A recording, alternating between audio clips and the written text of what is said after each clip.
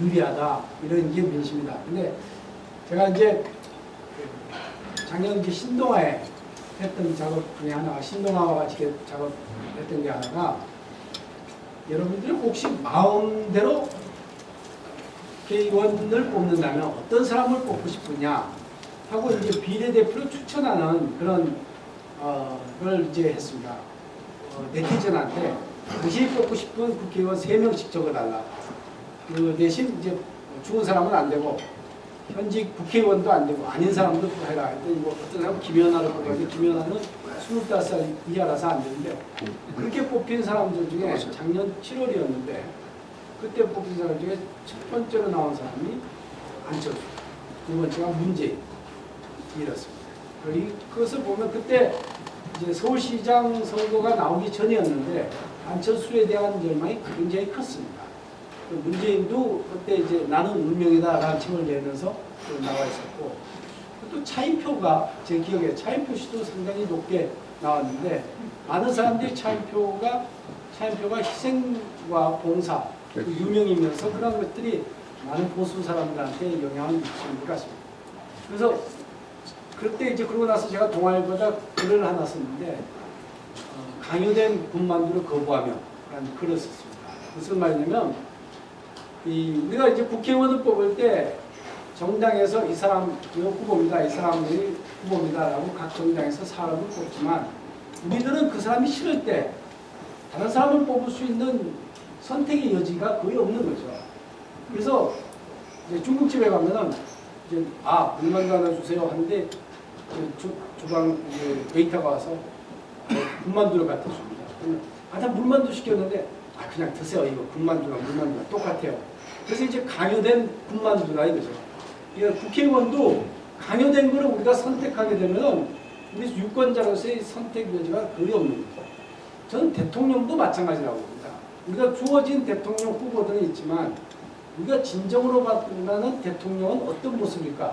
이런 걸 지금부터 생각하고 이 문제들을 해결할 수 있는 사람을 뽑아야 되고 만일에 지금 현실에서 그런 사람이 없다면 이런 사람이 되라고 우리가 요구할 수도 있어야 진정한 유권자로서의 그 권리를 다 하는 거라고 생각합니다. 그래서 이제 저 나름대로 어떤 사람이 이상적 대통령이 돼야 될까 하는 생각을 해서 좀 해봤습니다. 이건 여담이니까 조금 더 들어주시면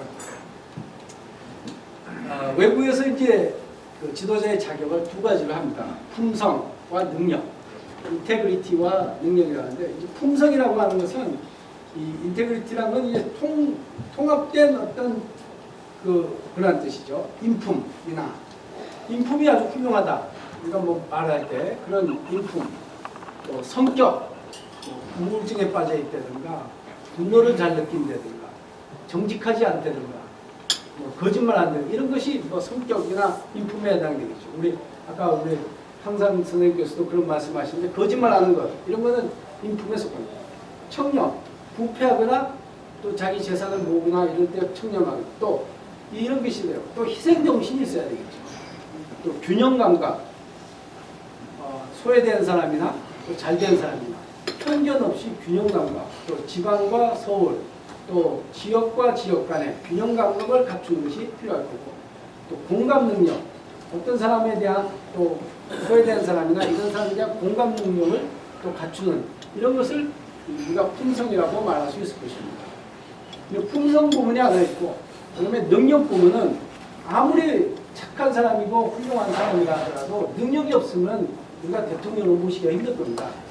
그 능력의 첫 번째는 행정 능력입니다. 어떤 일을 잘 해낼 수 있는 사람, 문제가 있으면 해결할 수 있는 능력이 있는 사람, 경제적인 문제를 해결할 수 있는 능력이 사람, 외교, 국방, 안보 이런 문제에서 행정 능력을 갖춘 사람, 또 그 능력이 있더라도 경륜이 있어서 그거를 잘 할 수 있다는 경험, 그 사람의 라이프 스토리가 그렇다는 걸 보여주고 또 식견이 있어야 되고 비전이 있고 이런 것들을 다 갖춘 사람을 우리가 능력이 있는 사람이라고 봅니다. 품성과 능력 중에서 이게 보면은 사람들이 어떤 때는 품성에 차 있는 사람을 보고 어떤 사람은 능력 있는 때를 원하는 것 같습니다. 지난번 대선을 생각해 보면 이명박 대통령에 대해서 뭐 BBK 사건이나 이런 게 많이 나왔을 때 사람들이 이런 얘기를 했어요. 부패도 좋다. 능력만 있어라. 그래서 경제 문제를 해결할 수 있는 능력을 했어요. 그때는 품성보다 능력을 본 거죠.